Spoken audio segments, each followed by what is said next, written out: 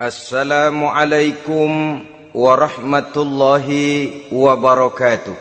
Waalaikumsalam warahmatullahi wabarakatuh. Bismillahirrahmanirrahim. Alhamdulillahi rabbil alamin. Wassalatu wassalamu ala ashrafil anbiya'i wal mursalin, Sayyidina wa maulana Muhammadin wa ala alihi wa ashabihil mujahidin at-tahirin, amma ba'du.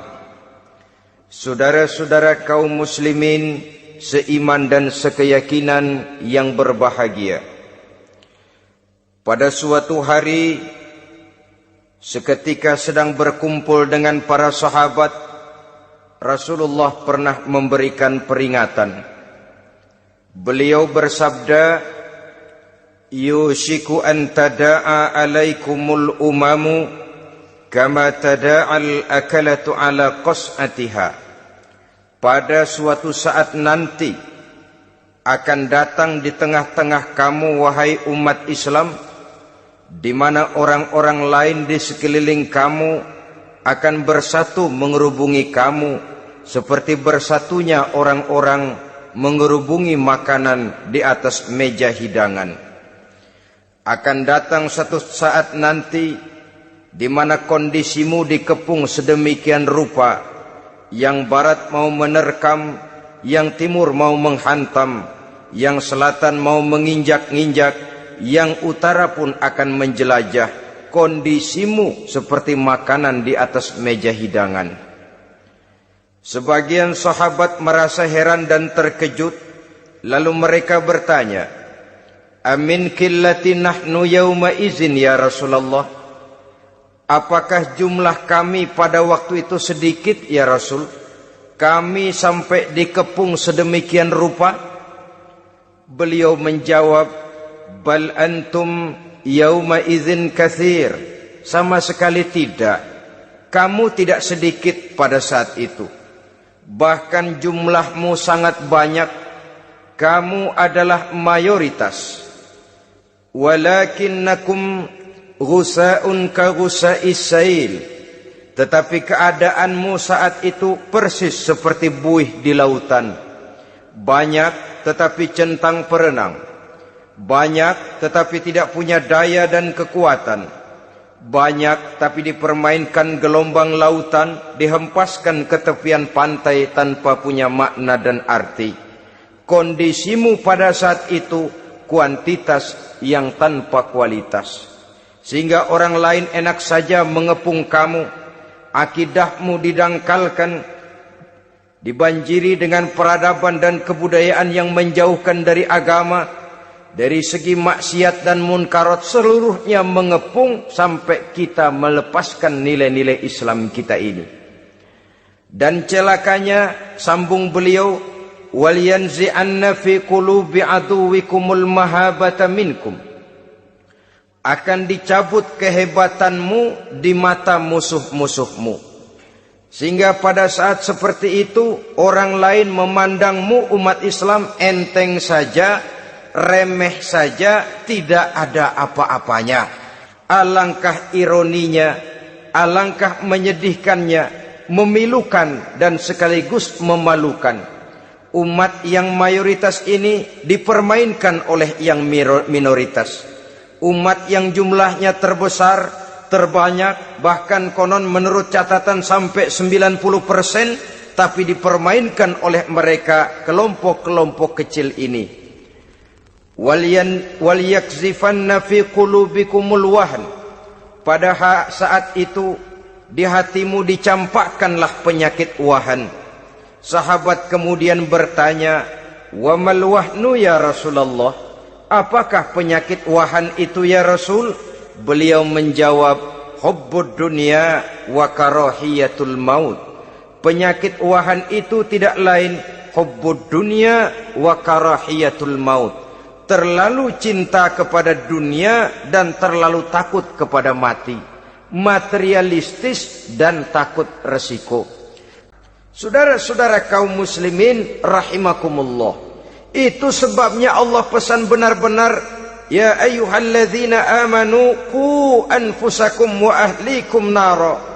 Hai orang-orang yang beriman, jaga dirimu dan keluargamu, istri, anak, orang-orang yang menjadi tanggung jawab dan kewajiban kita, jaga dan pelihara mereka dari api neraka. Saudara-saudara kaum muslimin, lalu kalau kita orang-orang tua yang hidup di zaman sekarang ini sudah sering beristighfar, mengurut dada, melihat situasi, membaca peta keadaan, konon tantangan yang akan dihadapi oleh anak-anak kita 15, 20, 25 tahun yang akan datang jauh lebih berat dari apa yang kita hadapi sekarang ini. Maka adalah wajar jika kita sebagai orang tua yang cinta kepada agama, cinta kepada anak-anak kita, berpikir untuk mewariskan nilai-nilai yang luhur ini kepada anak-anak kita generasi yang akan datang. Bagaimana pada mulanya kita harus mendidik mereka?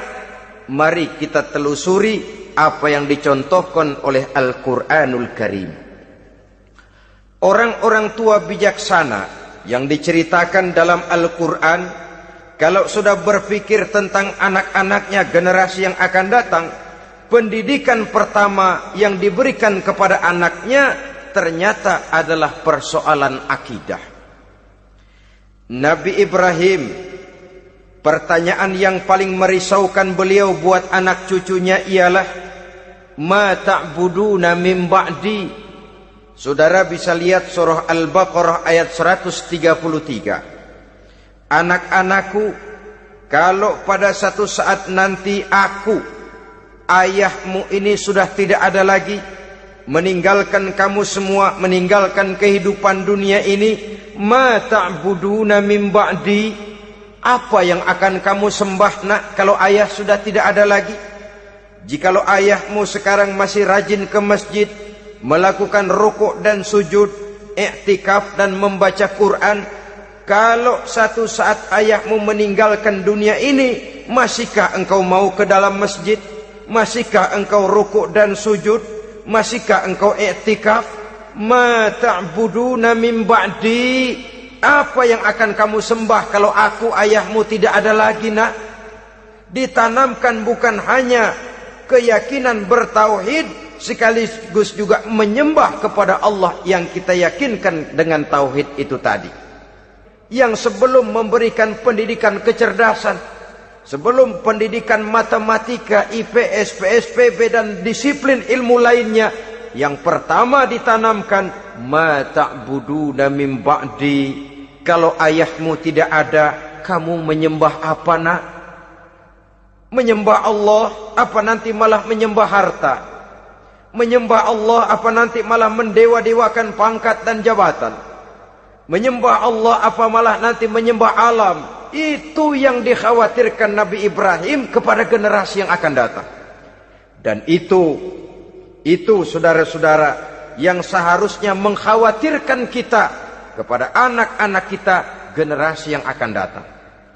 Jadi jangan mimpi bahwa orang mau menghantam Islam ini dengan melarang pengajian, meruntuhkan masjid, menyegel pondok pesantren. Tidak. Melarang orang sholat. Tidak. Kalau perlu masjid diperbanyak, musola diperbesar. Tempat orang kagum, tempat orang memuji, tapi sunyi dari nilai-nilai ibadah. Saudara-saudara kaum muslimin, untuk sampai kepada penghantaman akidah, jalan yang paling mudah dirintis sekarang ini secara bertahap dan sistematis, memisahkan umat Islam dari Islamnya.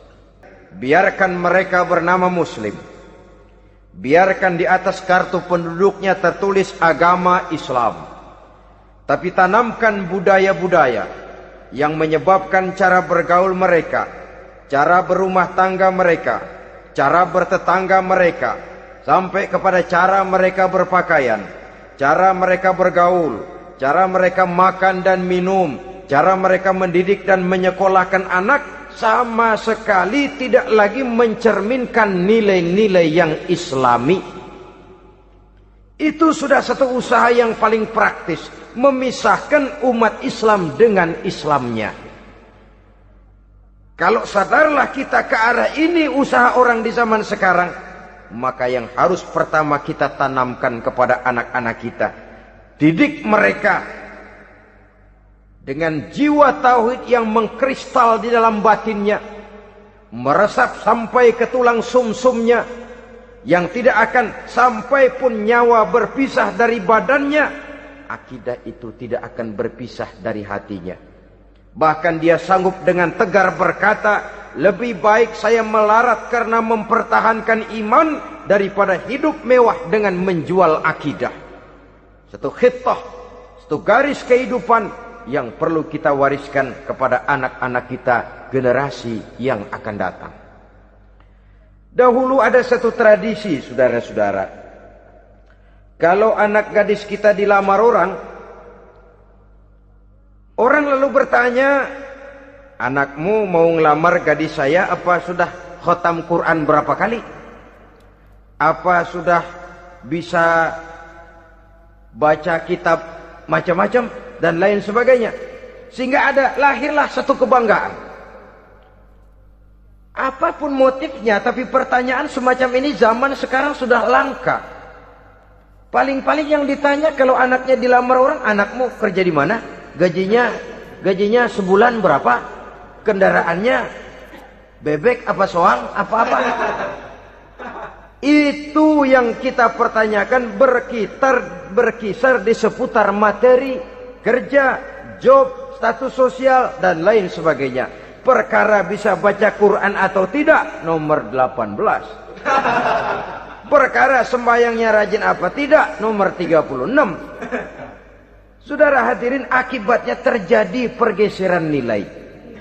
Maka mendidik anak menurut tuntunan Quran adalah seperti yang diberikan contoh oleh Luqmanul Hakim, yang diceritakan dalam surah Luqman mulai ayat 11 dan selanjutnya. Apa pendidikan pertama yang harus kita berikan kepada anak? Pertama, ya bunayya la tusyrik billah. Wahai anakku, jangan sekali-kali engkau menyekutukan Allah nak. Jaga tauhid, pelihara iman, mantapkan akidah. Ini dasar yang pertama. Belum lagi anak mengenal berbagai macam disiplin ilmu, yang pertama ditanamkan tauhid. Dan terus ayat-ayat selanjutnya mencerminkan sikap hidup. Yang kedua, tanamkan rasa hormat dan berbakti kepada ibu bapaknya. Yang ketiga, tanamkan moral, nilai akhlak yang tinggi. Setelah itu yang keempat, biasakan hidup dalam suasana keagamaan. Kontrollah sholatnya, kontrollah baca Qur'annya, kontrollah puasanya di bulan Ramadan. Ajaklah anak-anak sholat berjamaah, sehingga dengan demikian dia terbiasa oleh satu suasana yang mendekatkan dia dengan nilai agamanya. Dari sana diharapkan nilai-nilai ilmu yang didapatnya dari bangku sekolah akan menciptakan keseimbangan dengan yang ditanamkan oleh orang tuanya dalam bentuk yang dijelaskan oleh surah Luqman itu tadi. Sehingga apabila keseimbangan ini terwujud, akan menjalin keseimbangan dalam pola berpikir, dan keseimbangan dalam pola berpikir akan melahirkan keseimbangan dalam perbuatannya. Terwujudlah kita harapkan insan yang fid dunya hasanah wa fil akhirati hasanah. Inilah harapan kita semua. Mudah-mudahan Allah memberikan kekuatan kepada kita untuk mewariskan nilai-nilai yang baik kepada generasi yang akan datang, sehingga esok harus lebih baik daripada hari ini, dan lusa harus lebih baik daripada hari esok. Terima kasih atas perhatian saudara. Mohon maaf atas segala kekurangan. Usikum wa nafsi bitaqwallah. Wassalamualaikum warahmatullahi wabarakatuh.